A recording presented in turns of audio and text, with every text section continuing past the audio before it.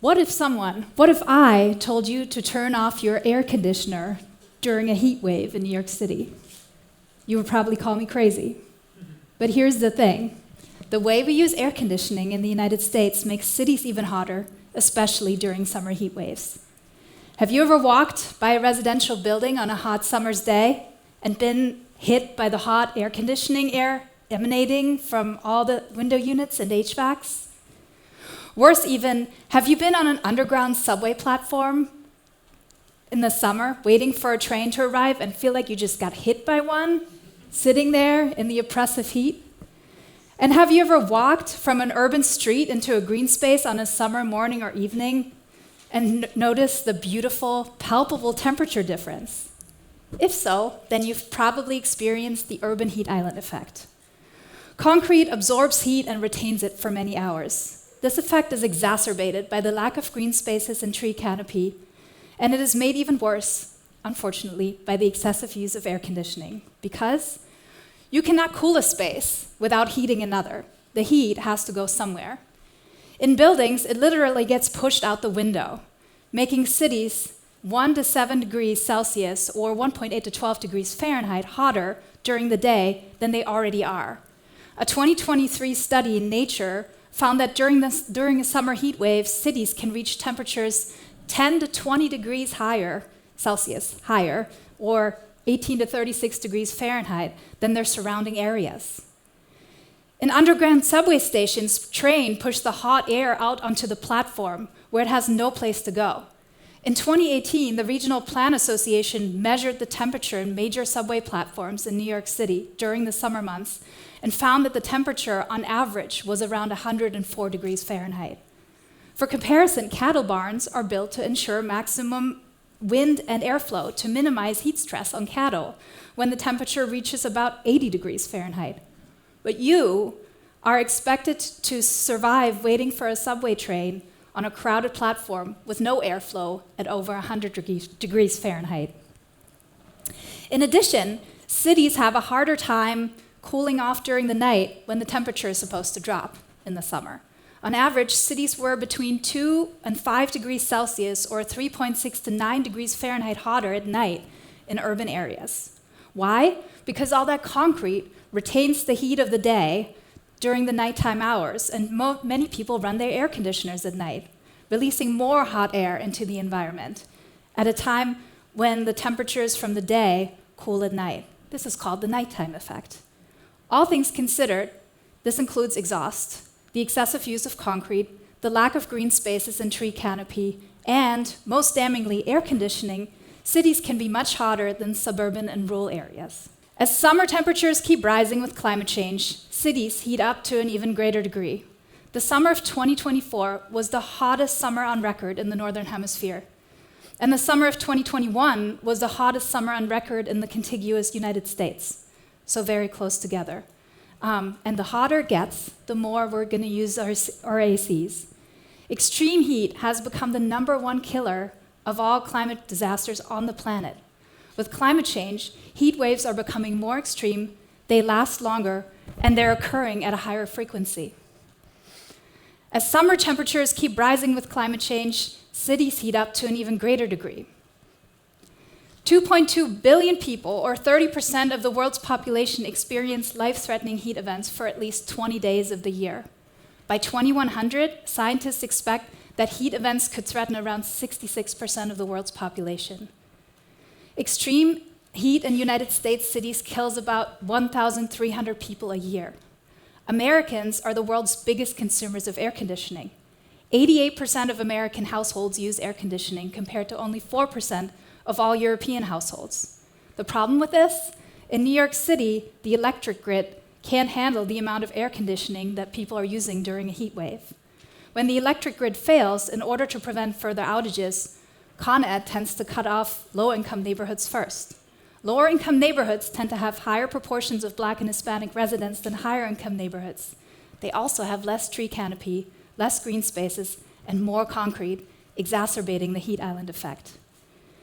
In 2021, Earth-Define published a data tool which shows that median neighborhood income was the best predictor for the amount of green space in any given neighborhood. In the Bronx, where I live, you can see a very striking example of this. It takes about 10 minutes to walk from where the picture on the left was taken to where the one on the right originated. As you can see, the neighborhood's amount of green space, tree canopy, and average median income could not differ more.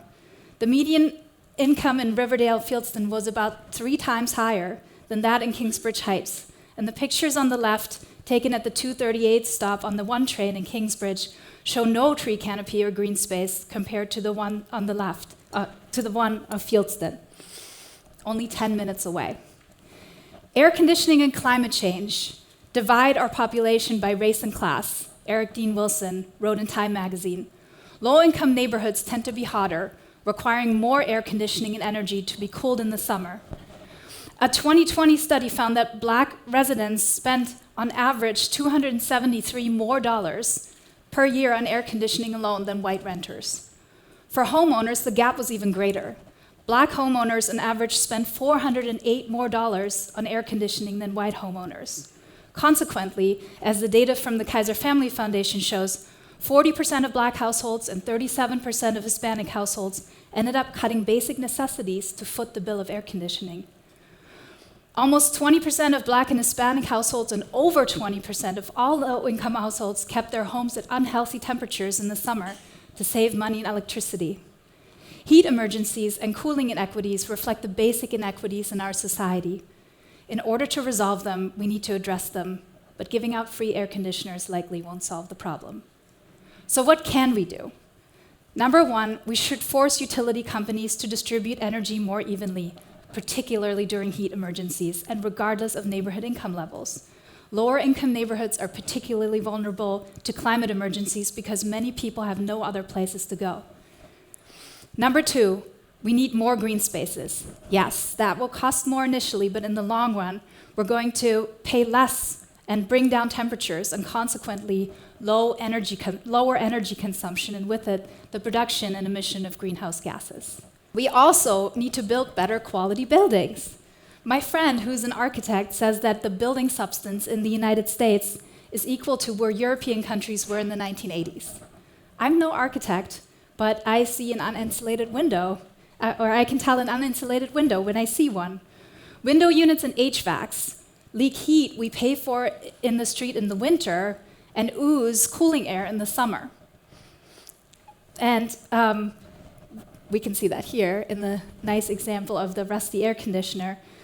Instead of air conditioning, though, we can use other sources of natural ventilation to create cross breezes that keep rooms cooler without using electricity. This will help bring down energy consumption and electricity bills for all households. If it gets too hot, we can still use air conditioning as a supplement, but we won't have to crank it to 68 degrees, which is the median office temperature in office buildings in the United States. And by the way, that's based only on men's metabolic rates. According to a 2021 study of American office workers, such a cold working environment made more than 2/3 of all female workers feel uncomfortable at the office, affecting not just their comfort, but also their productivity. In other words, less air conditioning may not only be good for the environment, but for everyone's pocketbooks and the economy as well. We also need to adapt building styles to the local climate. How are we building the same buildings in Phoenix, one of the hottest cities in the whole country, pictured here, that we build in Minneapolis? Note that there are barely any green spaces in this image. And all buildings have glassy windows with wide spaces and large parking lots. I was in Phoenix last August, and I had to traverse one of those parking lots, and it was pretty miserable. Indigenous people living in hot climates without air conditioning have already solved the problem for us. Shown in this picture, you can see that buildings with small windows and low adobe roofs or canopy shading that shades narrow streets can keep cities cool in the winter. So this is from Phoenix, this is from Malaga in Spain. Large concrete parking lots and glassy buildings with huge poorly insulated windows, on the other hand, are going to increase the urban heat island effect.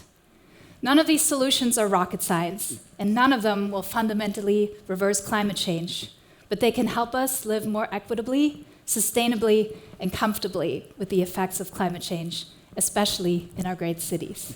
Thank you.